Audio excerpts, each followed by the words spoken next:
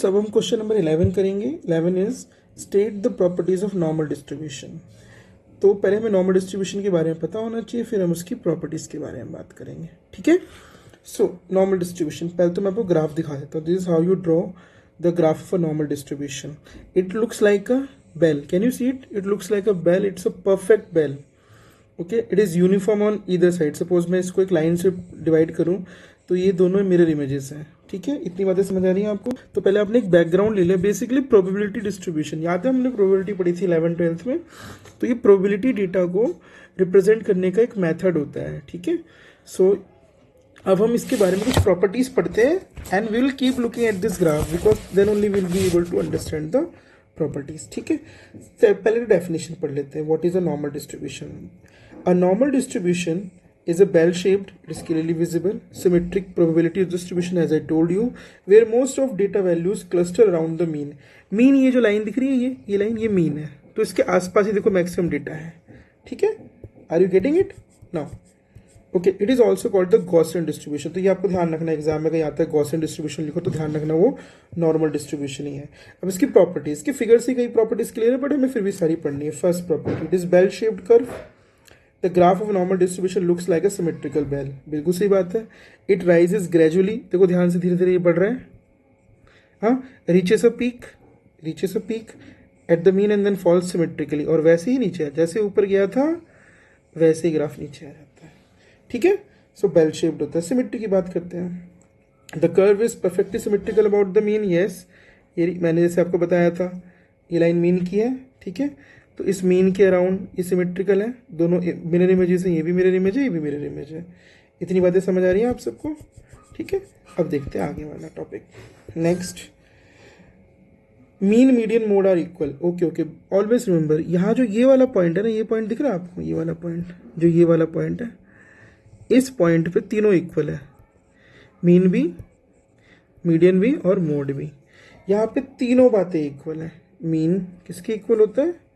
Median के। और median किसके इक्वल होगा? मोड के। तो यहाँ पे तीनों इक्वल होता है, ध्यान रहेगा।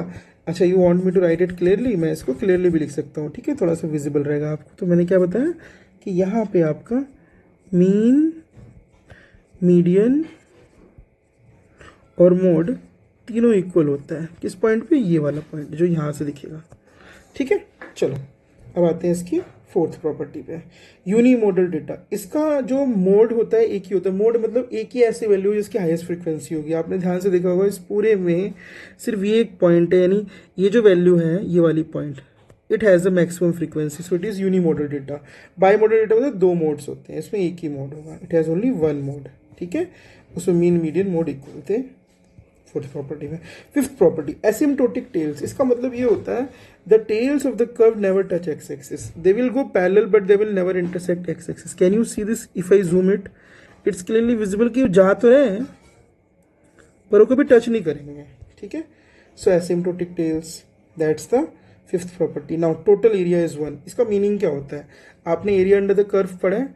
जब आप इसका पूरा एरिया निकालेंगे under this curve, this will come out to be 1 unit. Okay, and वैसे भी आपको पता है कि sum of all the probability should not exceed 1 because probability 1 से ज़्यादा होती नहीं है। अब आते हैं सबसे इंपॉर्टेंट सेवेंथ एम्पिरिकल रूल, 68, 95, 99.7। इसका मतलब क्या होता है? देखो, म्यू जो होता है आपका, ये मीन होता है। ये आपको यहाँ पे दिख रहा होगा जो सेंटर पे पॉइंट है, ये है म्यू।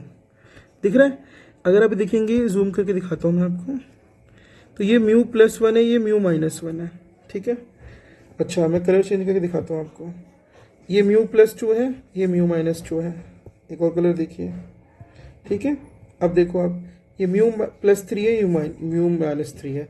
इसका मतलब क्या हो? सुनिए, जब आप म्यू +1 और +-1 इस रीजन में होते हैं तो कितना परसेंट डेटा कवर हो गया? देखो जरा, 68% डेटा अराउंड दिख रहा है। 68 पर 34 इधर, 34 इधर। तो कहना है इसे म्यू +-1 सिग्मा में 68% डेटा कलेक्ट हो गया। ठीक है, what about the other one, mu +2 sigma and mu +2 sigma. अगर आप इसमें देखेंगे 13, 26 और ऐड कर दीजिए।